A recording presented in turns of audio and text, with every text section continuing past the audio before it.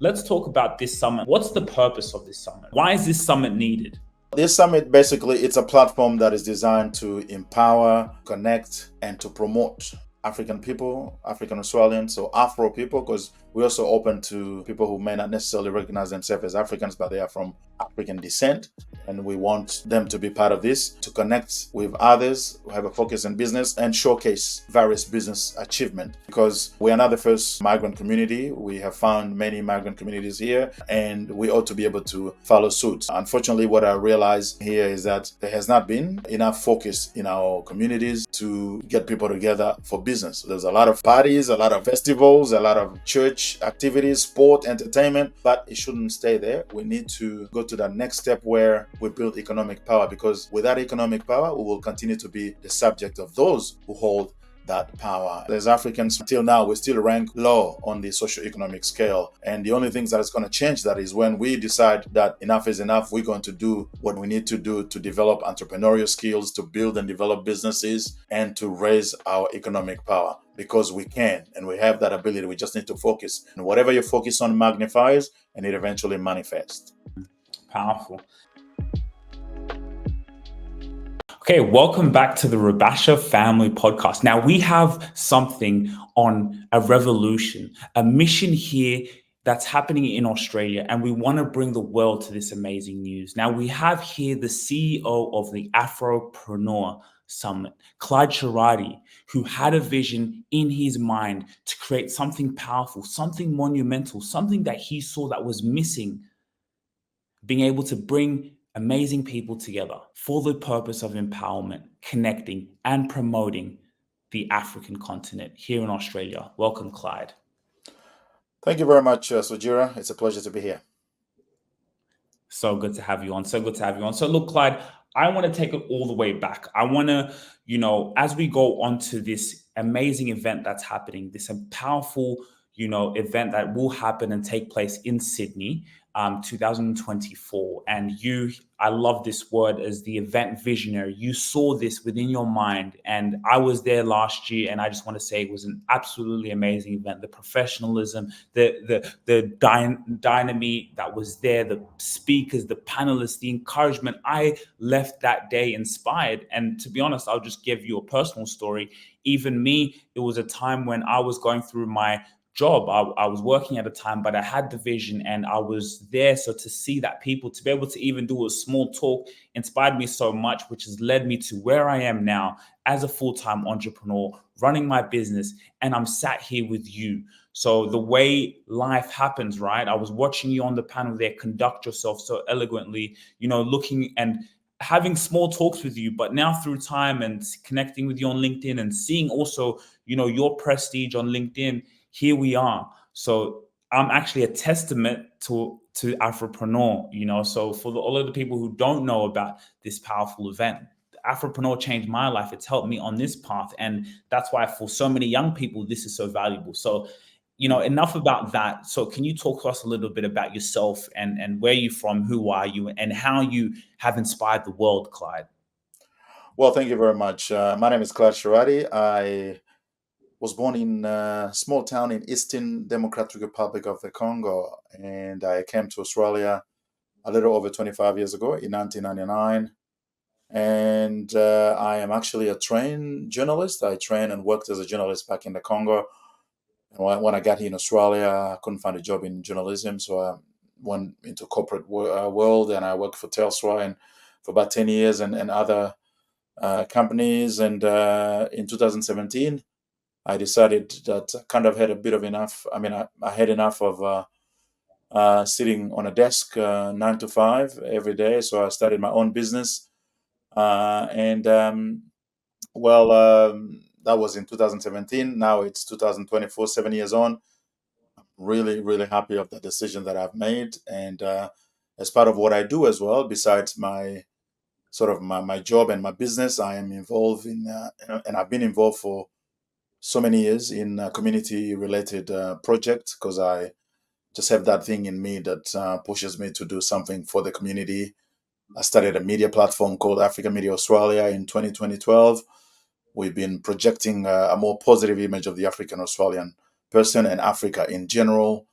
And when I went into business, I also wanted to do something that would continue along that path to really showcase the achievements of people of African descent in many forms, and in this specific instance in the business area. So I would probably have more time to elaborate on that later, but that's a little bit about myself. Okay, very powerful. And there's a couple things you said there, but I want to go to this because I do got to say you are ahead of your time in terms of the media. You see, you wanted to hold on a minute. How can we change the narrative? And for years and years and years, the way to do that has been through media. When you control media, you control the masses. And if the other person has the control, that's the story that's told. So, what made you want to start your own media, especially for Africans? Well, I knew that media always has the little negative sort of inclination, and I could complain about how Africans and Africa was being projected or portrayed in the media. But I could also do something in that space, given the skills that I had and the fact that we've developed technologies, digital technologies. We have now the option to kind of compete with big media without necessarily having big budget. So I saw the opportunity to start an online platform and utilize my skills along with the people that I was working with, another friend that we actually worked together to develop that project. And we were able to publish stories and a lot of videos. If people just go on Africa Media Australia, it started in 2012, you'll see a lot of videos, a lot of um, articles that we published to say that, to show that Africans are not just what a lot of people in the Western world think of them. Africa is not just what it seems to be portrayed in the media in Western world. There's a lot more to that, and we are actually a vibrant and dynamic people. Yes, we have issues, but we are actually doing a lot of things to improve our lives and be able to embrace the future and be successful. Powerful, powerful. Okay, so as we go into the conception of Afropreneur, talk about that moment when you left your job. Why Yeah. did you leave, and what did you want to go and start? Sure. Well, I left the job because it was part of my plans, really, for quite some time.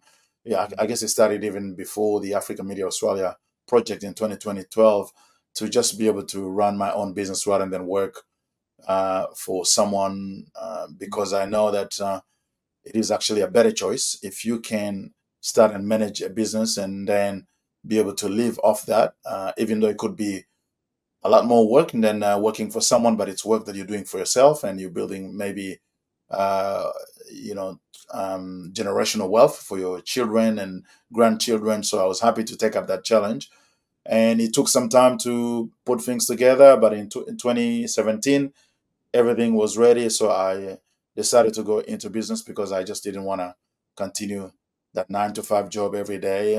You wake up at 6, 7 in the morning, you get ready, and you catch the train, go to the city where I worked, and then 9 hours later or 8 hours later, you catch the train again, get back home, and before you know it, you're spending about 12 to 14 hours just to go and get that check after 2 weeks, and I thought I could use my time better, and I could, achieve more by working for myself and starting my own business. And 7 years on, I'm very much happy where I am, and I couldn't. I don't know why I didn't start that even earlier. And then when I got into my business, I realized that a lot of us in the African community have thought at some point of starting a business, but many people don't know how to go about that because it's not easy.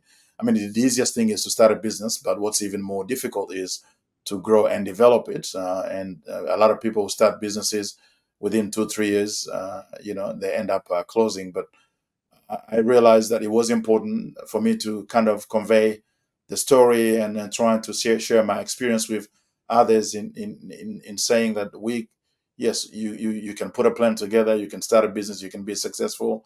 And that's how, in line with that, I was looking at what I could do, because perhaps something I didn't say earlier, when I was doing African Media Australia, we organized a lot of events, including the awards. We used to have an awards program, which was about really recognizing the excellent achievement of people of African descent in the Australian context, because a lot of people in the community, that negative image of Africans. They think that everyone is just, they've got that sort of refugee story, and all the some of the young people who are not doing good, and they end up being in trouble with the justice system. Yes, that's part of the community, but there's a much bigger story, and that is overly positive.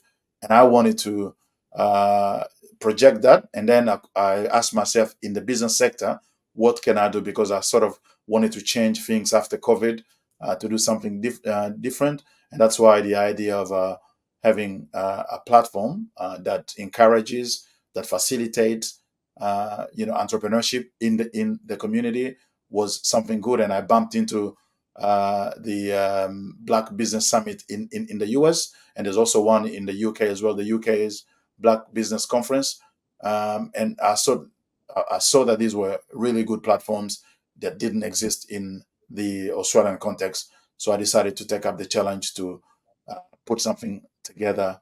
And here we are. We started in 2022. Now we've organized a total of 4 summits. This year, we're organizing 5 summits, and Sydney is one of them. Wow, wow, wow, wow. So talk to us about that beginning journey of now launching Afropreneur. How did you come about that, right? Like, I know that would have been a hard mission, right? How do I now, I've seen this and seen what they're doing in the US and the UK, which is powerful. How did you now go about creating this? Yeah, I knew that it would be challenging, because one of the things that I realized very quickly, when it comes to the Afro or Black population, the UK has a whole lot of Blacks. Same in the US, and they've been there for centuries, kind of, more so in the US than UK. But the African community in Australia is relatively new. Africans started arriving in Australia en masse only from late 80s, early 90s, so it's still pretty recent. And there's challenge in terms of the mentality, in terms of where people are in the sort of socioeconomic scale, and all that sort of thing. But I also knew that there is also a very large group of Africans who arrive in Australia hitting the ground. I mean, they hit the ground running. They come as professionals, so they'll be very much connected with that idea of entrepreneurship. And there's already uh, a lot of them who are into that space. So I just needed to find a strategy to make that happen. And obviously, because of the network that I had in my media platform, I was able to leverage that, and then utilize the resources that I actually put my own money down. I knew it would cost me, because we wanted to do this summit in a very nice hotel, kind of a 5-star hotel. So it's business. We really wanted to show that this is a different story about African people. So, and I knew that it will cost money, but I was able to put my own money down and say, okay, even if it costs me $10,000 or more, I'm happy to do this, because I know that it has value in the community, and I'm very sure there are other people out there in the community who think like me, who will connect with this vision. Therefore, together we can actually work successfully and deliver this summit. And that's what happened in Melbourne. We planned initially for about 70 people, because we thought it was, sorry, it was a new concept. Perhaps not many people would be attracted to it, but we ended up getting about 120 people. And soon after that, we got a lot of messages from other people in other cities. That's why we decided the following year to expand to Sydney. And this year, being the third year, we're saying we're going to go to pretty much most of the capital cities in Australia, except Darwin and Canberra. So it was just really that conviction and the skills and the network that I had, that I was able to put it together, and here we are. Wow, wow. To see the progress and to see that first turnout there in Melbourne, Really powerful actually when we talk about the human mind and the imagination, where the man Clyde had this in his mind. Afropreneur wasn't here, but he created it from his mind, and he saw how powerful it would be. You saw it in your mind, and you didn't stop at nothing to make this happen. You said, I'm going to put my own money down. There's no one that we're going to ask for or go ask for handouts. No, we want to do this. It's on our terms. The only change we will bring is through economics. It's through building stuff like this where businesses come together, right? We go there, not protesting on the street. So you're wondering the value in being a podcast guest. Think about it. You want to build your personal brand. Is it important as ever? And coming on this show allows you to do just that. You're able to leverage our audience, but not only that, you're able to leverage the content from this podcast. As you clock up the hours someone spends with you, the longer time someone spends listening to your story, your solutions in the marketplace allows you to do something special. It allows you to build a community and build a brand. You can leverage the community here, but you can also leverage the content from this show to be able to use where? On LinkedIn. LinkedIn is where you're going to shine. LinkedIn is where you're going to generate leads. So whoever you are, you want to come and tell your story. You want to be able to come in and be a guest that allows you to build your brand. Link in the description, we'll get in touch. So join our waiting list to feature on the Rubasha Family Podcast. Or complaining, asking for handouts. No. So that's really powerful. So let's talk about this summit. Like, what's the purpose of this summit, right? Like, why is this summit needed? Well, this summit basically, it's a platform that is designed to empower, to connect, and to promote. To empower African people, African Australians, so Afro people, because we're also open to people who may not necessarily recognize themselves as Africans, but they are from African descent. And we want them to be part of this. We want them to connect with others of like-minded who have a focus in business, and really to promote and showcase the various business achievement in this country, because we are not the first sort of migrant community. We have found many migrant communities here, and even those that have been coming lately. And I can take the case of the Indians, for example. They're very big on business, and we ought to be able to follow suit. Unfortunately, what I realized for the time I've been here is that there has not been enough focus in our communities to get people together for business. There's a lot of forums for a lot of parties, a lot of festivals, a lot of church activities, sport, entertainment, all of that, and that's all good. That's part of our culture. That's part of our vibrancy, our faith, and all that. But it shouldn't stay there. We need to go to the next step where we build economic power, because without economic power, we will continue to be the subject of those who hold that power. And when you look at the global community, as Africans, we always, until now, we still rank pretty low on the socioeconomic scale. And the only things that is going to change that is when we decide that enough is enough. We're going to do what we need to do to develop entrepreneurial skills, to build and develop businesses, and to raise our economic power, because we can and we have that ability. We just need to focus, and whatever you focus on magnifies, and it eventually manifests. Powerful, so powerful. I do want to touch on that just quickly. Being able to hear what you were saying, and seeing how within the communities it is that entertainment, right? But like, to bring that business side of things is really, really, truly powerful. So I did really want to highlight on that. So okay, that all sounds good, one would say, right? It sounds good. It's great to hear that, right? It's great to even hear now other communities being involved in this. So, like, why do you think people should attend? If the person who's watching there on the other end of the screen, is watching me and you, and seeing this powerful conversation, and is probably being inspired. But in society today, there may be a lack of action, right? People can consume motivational content, but how much action is behind it? So why should someone get out of where they are and what they're doing to come and attend this event? Well, it's pretty simple. It's one thing to know what to do, it's another to do what you know.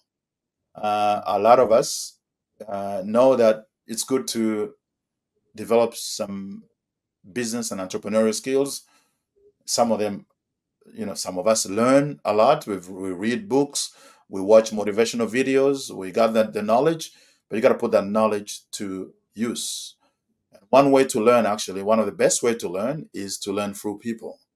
When we organize these summits, we bring together three groups. The first group, we call it the aspiring entrepreneurs.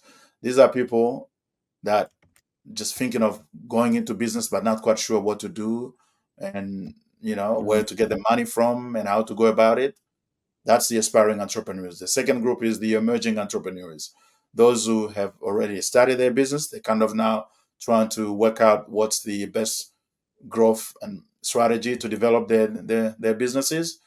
That's the second. And then the third group is the established entrepreneurs, those who've been there, done that, and potentially looking at now at scaling up or even just giving back to the community by supporting others.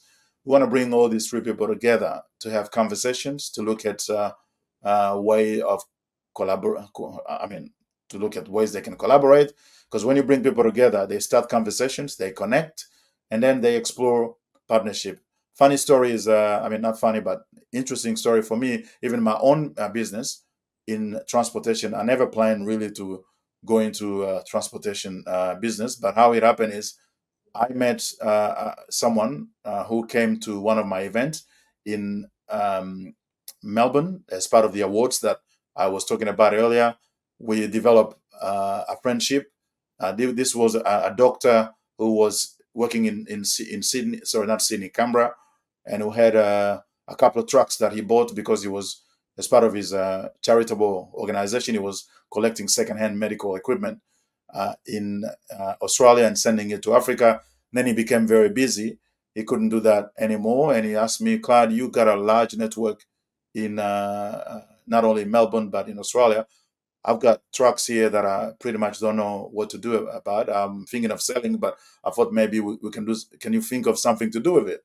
And I say, yes, bring them on. And I went into my network. I found people who actually had experience in transportation, removalists, logistics, and we sat down. We put a plan together. Eventually, we got the vehicles, and we started within about 6 months. We're able to get another vehicle, and within a couple of years, actually 1 year and a half, I actually got 5 vehicles, and we're running full on. So this shows that even without actually having capital, the connections you make with people, the conversation you have with them, the knowledge you get through them, all of that can catapult you to the next level in your entrepreneurial journey. So we're inviting people to come so that they can get the knowledge, the connection, they can be empowered, inspired, and make friends, useful friends who can make a difference in their lives. So, and just real quick, going back to that story. So yeah, you had no capital. You know, just something came in your lap and you saw a need in the market, right? Yeah, absolutely, absolutely. I started this particular. I mean, I have now a couple of businesses, but this particular business that I'm talking about, which is still my main business because that's the one that brings the largest amount of revenue.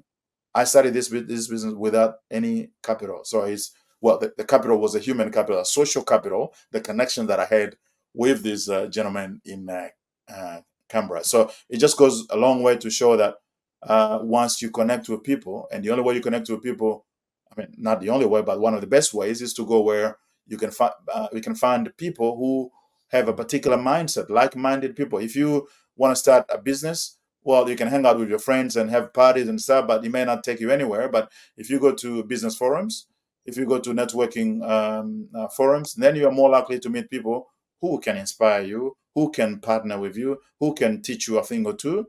And this is why it is important for our communities to actually start doing this. Join these business platforms. You may not necessarily get everything in one go. The first event may not be necessarily giving you everything you want, but the more you do that, the more chances you are giving yourself to learn, to connect, and to increase your social capital, which is as important, sometimes even more important than the financial capital. Wow, very, very powerful. And you know what? Like, even for me, as a business owner myself, even from a marketing perspective, for me as a business owner and other business owners to even come in for sponsorships, right? Like, think about it. You're putting together in people in a room of aspiring entrepreneurs.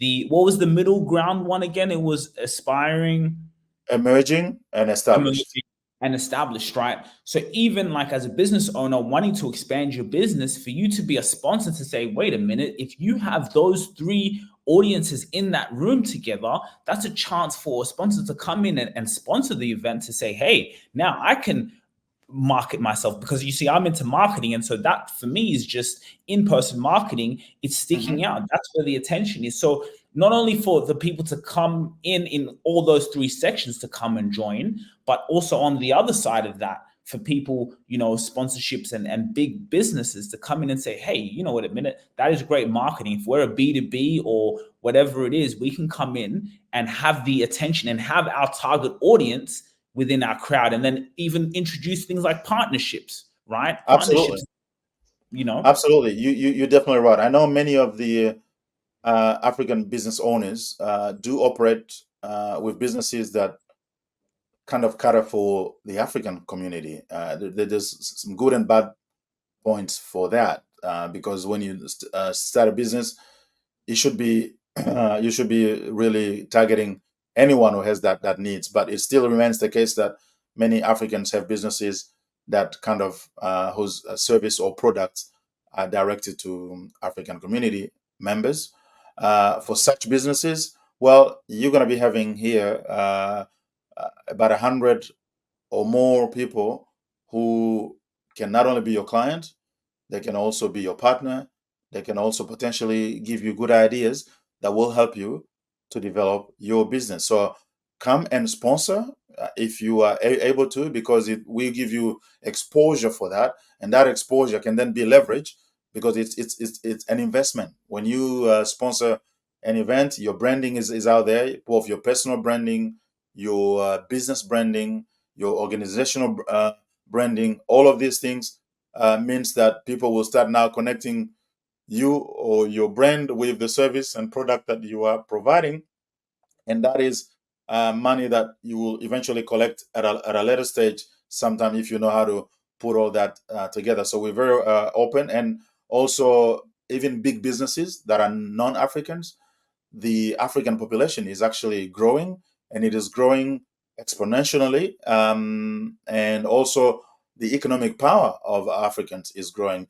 People may not know this, but a few years ago, for example, the Zimbabweans, as a community, they have the highest mean salary of all migrant groups in Australia. What that means is that if you take 100 Zimbabweans who arrive in Australia, the job they hold, and take their salaries and find a mean amount, and then compare that with let's say the Indians or the Pakistani or whatever other community, the Indians or even the British or the Americans.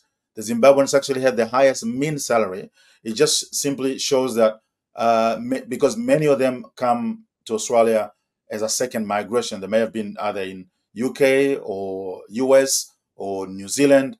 When they get here, they already have a job, and it's usually highly paid jobs, and that's economic power. Another fact is that the Nigerians have the highest number of PhD holders in the whole of Australia. People don't know that. And when you have a PhD, it means you have achieved quite a high level of education that usually that is also connected to high paying job. So people only know about this little story about the young Africans doing some, causing trouble here and there because the media blows that out. They don't know about these other stories that are powerful, that are economically empowering. So big businesses can tap into this community for their product and services, and sponsoring this event is one way to sort of connect with this new, economically powerful community. Hey guys, I know you're enjoying this video, but please take the time. The link in the description, you'll be able to get your ticket for the Afropreneur Summit 2024. It's something that you don't want to miss. You want to be there to learn, grow, and take your business to the next level. See you there. So many light bulbs for me ringing just as a business owner, knowing how attention is powerful. So that's really powerful. So look, I actually want to put this into practical way, right? Like, I think this is a great piece of conversation. And for the people who are here watching this, podcast out, still being inspired, and people around the event, you've broken down the three audiences of business owners that will be there, right? The aspiring ones, the one who, like me, remember when I first came, I was, I was still in my job. So I was the aspiring entrepreneur at the time, right? Yes, aspiring, doing it. I was personal branding, even though I didn't know, actually, I did know I was doing it because I was very intentional at that time. So take that back. But yes, I was personal branding, gave a small speech. So you have the aspiring entrepreneurs who were there, like me. And then you have your emerging ones, right? The emerging ones they've established their business, they're out there, they're doing what they need to do, and then they're coming to a place like this because that's what's so powerful, for the aspiring, for the emerging, now for the established who they're running and they just want to give back to the community. They want to be able to come in and, still maybe have partnership strategy and inspire and just be in that environment. So I want to go into each of these people who are watching this because they're all here and they want to learn a lot of value. So let's talk about the aspiring entrepreneur. How will this summit help that aspiring entrepreneur? Well, sure. Many of the aspiring entrepreneurs have some sort of fear because, when you are used to the comfort of a salary that comes every week, every fortnight, every month, it's not an easy thing to cross that line to go into business. Yes, the ideas are good, but when you get into business, you don't know where your money is coming from. Yes, you know that you are selling product and services, but whether you get enough clients to pay for those and give you enough revenue so that you can make a nice amount of profit and be able to live off that, you don't know that. So there's an element of fear that people have, and that stops them from really taking that step to go forward. Others may have sort of lack of clarity of what exactly they want to be able to go into business. They sort of have an idea of what they want to do, but they don't know how to go about that, and that's an element that needs to be considered. For some other people, it's just lack of education, really, because business is a tough world out there. You need to know what you are doing and do it well. It's not a place where ignorance will be tolerated, because when you're ignorant, you pay the price for it. So all of those elements, and there's another one about funding. Some people may not, I really want to do a business, but where will I get the money? Now, all these things, we're trying to address them in the summit. We have conversation around them, presentations, people who've been there, have done that, and who can help the aspiring entrepreneurs to have a clear plan that will help them to go from just what's in their head into an established business that is registered, that has product, that has services, and some client. The good thing is the network that we are building around Australia, with all the summits we are organizing and all the media things we've been doing before, is quite large. So you already have kind of a client base even before you start your business. And we're encouraging people in our networks to patronize, and that's another point we might talk about later. It's important that us as Africans, we learn how to patronize our own businesses. The money has to go around in our communities long before it goes outside, and that's what every other smart community is doing, whether it's the Indian, the Asians, the Greek, the Jewish, the Italians. They do that. Only us, we kind of starting to make some move in there, but it's still way, way low. So we've got this client base that is already established. We can help you to promote your business, and we have people who have the skills to even take your business out there to the broader society. Rather than go alone, you have people who are going to support you, because all of these summits, one of the most important goals beyond the event is to establish that ecosystem that will help new businesses to get the support, the connection, and everything that they need from a community perspective to move forward. I'll talk about the other groups later when you ask the question.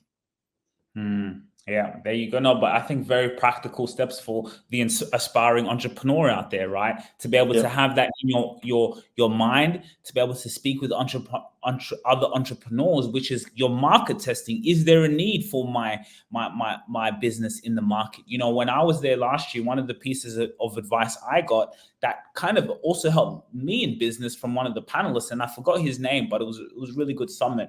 He said, I had to learn how your passion and your business, they're two completely different things, right? Mm-hmm. And that was something that I took, where I was so passionate what I did, but the passion and business is two different things, right? And so when I went from that event, that's what I came home with that. So like you said, there's practical steps: registering, getting it, the business out there, and then now being able to be in that network. So for the aspiring entrepreneur, clearly there is a must. I mean, if you're here in Sydney and you're working that 9 to 5 job and you want to get out, and you know that it's not sustainable, you want to get out of the matrix, then the Afropreneur Summit is where you have to be. So, okay, let's go to the next person, right? So we've just hit the aspiring entrepreneur. They're coming. The emerging entrepreneurs. Why should, someone as an emerging entrepreneur, they've ducked in their entrepreneurship tail, they're okay. Why should they come to this event? Well, for the emerging entrepreneurs, I suppose, you know how I said earlier, the easiest thing really is to start a business. The most difficult thing is to develop it. Because starting a business, it can cost you as less as little as $500 to register it. And if anybody is telling you that it costs a whole lot more, they're not telling you the full picture. Come to us, we'll tell you with about $500 you can register a business. So you've got it. It's there, legally there, but you need to make it live, grow, develop. And that's where there are a lot of things that come into the picture. Marketing, for example, a lot of people obviously underestimate the power of marketing, and they focus so much on the product or on the service and a little on marketing. We will have people who obviously have the experience, the knowledge, and who can show you, because they have done that. They have been there. So marketing tools and strategies to be able to help you to push your business to that next level, and even scale it up. Because nowadays, I'm very well aware that not every business is scalable, but there are a lot more businesses these days that can be scaled, and you don't have to do it yourself. Where you can utilize the power of the network to scale your business and still get income coming, even if you're not necessarily doing the job itself, but because you've been able to set up a system that is working, and with the power of the network, we can make that happen for you. And you also need maybe to look at business standards, and business infrastructure, because sometimes people start their business, whether it's a restaurant or a shop. But when you patronize them, you see that the standard there is very poor, and that could potentially explain why they may stay at one level for very long. But if you are able to gain experience from others who can provide you with really good advice on how you can establish good standards, you need that business infrastructure. It's things like just an FPOS machine where someone can come and buy. They don't have to have cash, because nowadays not many people have cash. You will go into a lot of African businesses, they don't even have that, which is really regrettable. So all of those things that will help you to grow and develop your business, because starting it is good, growing it is even better. And if you don't do enough, well, guess what happened? More than 50%, I think the figures, I don't have the exact figure, but I think it's about 50 to 70% of businesses that are open, they die within the first 5 years. About 50 of them die within the first 2 years. So, about 50%, die within the first 2 years. So if you don't do things well, your business will die.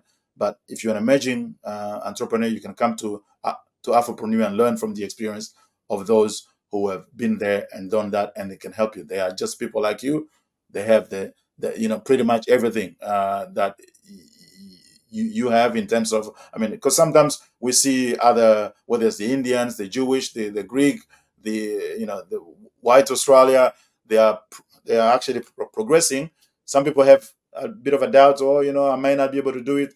You can do it, and we have a lot of Africans who are being successful in many business areas. We can help you to make it happen. That's what I would say for emerging entrepreneurs. For the emerging entrepreneurs. Okay. So also for the emerging entrepreneurs, just a quick question before you go on to the next one. How can an entrepreneur, would you say, from your business advice, take themselves out of their day-to-day? Do you know what I mean? So instead of working in the business, they're working on the business. What advice would you give for that person, just quickly? Well, that can happen and will happen if you put a lot of attention and strategies and systems to your business. But it's not something that will happen overnight. For a number of years, you're gonna have to be there. I mean, this doesn't apply in all cases, but in most cases, yeah, you need to work hard and smart to establish the business, to establish a client base, to establish a good system, and then gradually start withdrawing and letting other people, other employees, and the system that you've established to work without you necessarily being there. So you're wondering the value in being a podcast guest. Think about it. You want to build your personal brand. Is it important as ever? And coming on this show allows you to do just that. You're able to leverage our audience, but not only that, you're able to leverage the content from this podcast as you clock up the hours someone spends with you. The longer time someone spends listening to your story, your solutions in the marketplace allows you to do something special. It allows you to build a community and build a brand. You can leverage the community here, but you can also leverage the content from this show to be able to use where? On LinkedIn. LinkedIn is where you're going to shine. LinkedIn is where you're going to generate leads. So whoever you are, you want to come and tell your story. You want to be able to come in and be a guest that allows you to build your brand. Link in the description, we'll get in touch. So join our waiting list to feature on the Rubasha Family Podcast. You can start supervising until such a point as you actually can remove yourself totally from the business and only kind of really keep an eye on how things are working. So it is a process, and it's very difficult to give sort of general advice that will apply in every business. But the only thing I can say is that first, you got to do everything you need to do to grow the business, develop it sufficiently so that it is you are able to attract first good employees, because if you want to walk out of the business, I mean, not walk out, but pull out and let the business run itself, you're going to rely on people and systems. So you need to build that. You need to attract the right employees, and you need to set up the right system. It takes time to find out the right people, because the employees are one of the biggest challenges for all small businesses. It's not easy to find the right employees that will really have your business in their heart and give as much dedication as they should to make sure the business runs properly. So it takes a bit of time to not only find the people with the right mindset and then the right skill set, and then train them and acquire and establish a good system that will help you to get that. The growth will give you that, but you need to build it first. That's what I can say about that. Really good advice. I'm so glad I asked you that question, but that's very, very good advice. Build a great system, develop the business, good employees. You need to build a good team and train them well. Powerful. Okay, so now for the established entrepreneurs, right? The established entrepreneurs who maybe some are at that stage, some, especially when you're an established entrepreneur, you're still always scaling. You're still always in the process. So a lot of them are still scaling to hit the next level, to go in and sell their business for the millions, for the billions, right? Or to take it as far as possible. Why should the established entrepreneurs come to the 2024 Afropreneur Summit here in Sydney? Well, first off, I would just say for established entrepreneurs, especially those of African descent, I think there's some sort of moral responsibility, if you connect with this narrative, to sort of help the community to go to higher economic grounds, even without necessarily getting something back for your own business. I think most of us, many of us, as business owners, will recognize that it's important, because if you are part of a richer community, it means that your business is also likely to do better. It's all economics. So let's spread the wealth in some way. We may not be able to distribute the money, but we can distribute the knowledge, we can distribute the experience to help others to acquire economic power. And when the community has more economic power, it helps everybody else. It helps even your children and your grandchildren in the future. That's one. Number two, when it comes to actually really to the business goals, an established entrepreneur, as you said, Sugira is also looking at how to scale their business. And this summit provides with an opportunity to have conversation with people around that, and make new connections, and look at how you can utilize those connections to scale your business. And that means, you could be operating out of Melbourne or Sydney, and there may be an opportunity to do that in Adelaide, in Perth, in Brisbane. And as we're establishing this ecosystem, well, you have the opportunity to meet people, perhaps even people maybe from your own country, from your own culture, people who look like you, and where you can communicate and connect with them at some degree that perhaps is not available from the wider community. So you, as an established entrepreneur, you come to the summit, it enables you to explore collaboration and partnership for the purpose of scaling up your business, besides that contribution that you can bring to the community by helping others, by mentoring others, by coaching others. And that's as rewarding as business itself. For someone like me, helping others gives me as much satisfaction, sometimes even more satisfaction than earning money. Because money, let's face it, money comes, money goes, but the impact you have on people sometimes is more, even more powerful. That legacy that you can leave, that you're doing well for your business if you are an established entrepreneur. Now, how about helping others? How about contributing to the development of your community, both here and in Africa? Because one thing I haven't mentioned earlier is that the Afropreneur Summit, besides helping African entrepreneur here in the continent, we also want to look at how we can encourage the diaspora to contribute to the economic development of our countries where we come from, and the broader African continent as a whole. Many of us really have in our hearts that willingness to try to do something for our countries and for our continent. A lot of us don't know how to do it, because it's not always easy. If you're still in Australia, you can go back home, start a business. You can go back to Africa and any other African country, start a business. And that's usually the best way if you want to be successful in that area. But even before returning, you can already, with connections with the right people, start impacting things in the African continent. Again, it's part of that legacy building. Is for you, for all spectrums. Again, I said the sponsors, but even for everyone who comes to this event, your personal branding, marketing, which is the only leverage you have, which is your legacy, for you to be documented here in the Afropreneur Summit, inspiring, engaging, collaborating, communicating, is game changing, right? So it would also be a no-brainer for you on a business perspective, from all spectrums of people who should be at this event, for you to be here. It's time to build your brand, and you can use all of this amazing event that you've put together to capitalize on that. Yeah, absolutely. I totally agree with that. It's a great opportunity for that, branding, whether it's personal, business, organizational branding. This event provide that opportunity. And one other thing I want to add into this, we also want to invite people, those organizations that work with Africans, because many of the, and that's mostly in the either governmental space or not-for-profit space, all these organizations that work with multicultural communities. We're also inviting them because a lot of them have only come to, how do I put it? They are sort of used to interacting with Africans on the basis of either some cultural stuff or some,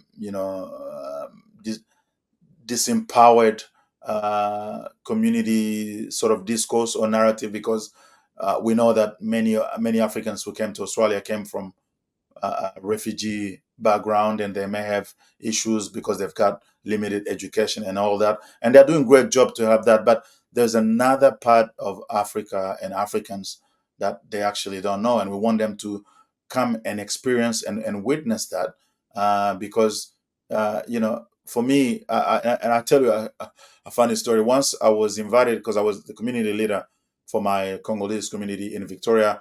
I was invited into a meeting which was about discussing strategies for multicultural engagement. And when I get there, the person who invited us asked me where I was from. I said it was a Congo. We had a conversation. The next thing is asking me whether I could sing and dance. In the No way. in that meeting, just to open up the meeting and say, sing and dance. Where is that coming from? Wait, what? Yes, Really? yes, I'm African. I can potentially sing, and I do sing in my shower. What makes you think that I can, in this context here, I can sing and dance? I just couldn't understand. But later I understood that this person has connected with Africans mostly in that sort of context where there's these cultural things, and white people, they love that, and it's part of our culture. We love it too. But there's more to Africans than the dance and the singing and the cultural stuff and all of that. Uh, when it's business, and we need to change the perception that people have. That's one last point I want to finish on this, unless you have some other question. But it is our duty as Africans, or people of African descent, Afro people, to change the image that the Western world, first world, have on Africans. For years, I mean, for centuries, the general member of the Australian public, American, European, they've been fed with one image of Africa and Africans, which is negative. Now, it's going to take some time for them to think and perceive Africans differently. But when we take this matter in our own hands through events of this type, we can start changing that perception. When they see successful entrepreneurs from Africa who are contributing to the economy of this country, who are creating jobs, who are paying taxes, and Hey guys, I know you're enjoying this video, but please take the time, the link in the description, you'll be able to get your ticket for the Afropreneur Summit 2024. It's something that you don't want to miss. You want to be there to learn, grow, and take your business to the next level. See you there. and showcasing that success. They'll start thinking differently about Africa, and it's part of our responsibility. We have to do it. We can't subcontract these type of things. We have to show it, and that's why I'm inviting a lot of people and say, hey, even if you may not necessarily thinking of business, just come to this summit if you to support what is being done, because it also not only helps to showcase that brighter, more positive image of Africans, and you don't know where your next opportunity will be coming from. Meet new people, opportunities are there, but we do need to take action to try to change the image of Africans, and we can change them in a powerful way when we deliver big events, and we do that on a large scale, and we show achievement and success. That's one good way. And if we, from there, we could have coverage of this mainstream media as well. We may or may not have it, but once we start doing these things, then it builds up, and gradually the stories start changing. Powerful. I think we can end it off there on that note. Really powerful way to end it off. I can't wait. Just talking about it has got it in my blood. It's got my adrenaline pumping, and the people who are watching this, I'm sure their adrenaline is pumping too, just with inspiration. And just like, I think even for us, like every now and again, to have a podcast like this, to keep, of course in the future this is going to happen, but I think, like, you're right, man, changing the image, right? And then, like, for people to be able to watch this from anywhere in the world, just watching this podcast right now, we're changing that image, we're showing it, and I can't wait for this event. So is there anything else you want to leave us with just before we end the show? Well, I just want to mention that we, at this date, I know this video will be available for a long time, and the dates might not make much sense anymore. But as we speak right now, we still have actually 5 summits that we can deliver. We plan to deliver for this year. The next one is in Brisbane on the 14th of September. After that, we have Perth on the 18th of October, and then Melbourne on the 26th of October, and Sydney on the 9th of November. We still in negotiations. I mean, we're still putting a team together for Hobart. And it's still possible that we may also do Hobart probably around November as well, but I can't confirm it at this stage, given we had some little issue with the team locally, because we have to build a team in every capital city to be able to work on the delivery of the event. But certainly 4 events are coming up. We're very happy with the Adelaide ones, which the Adelaide one, which happened on the 20th of June. It was very successful, and we know that we will also have beautiful and impactful events as we go to Brisbane, Perth, Melbourne, and Sydney. So wherever you are, there will be a summit near you. One of the reasons why we took this summit from Melbourne to the other capital cities, because we want to take these events to the community, closer to you, whether you're in regional New South Wales, Queensland, WA, Victoria, you can join at the It's easier than flying, to the other side of the country. So we just encourage you, if you're watching this, please register and join, and also talk to your friends. Share the video, share the flyer, and invite your friends. Bring your friends along to this event.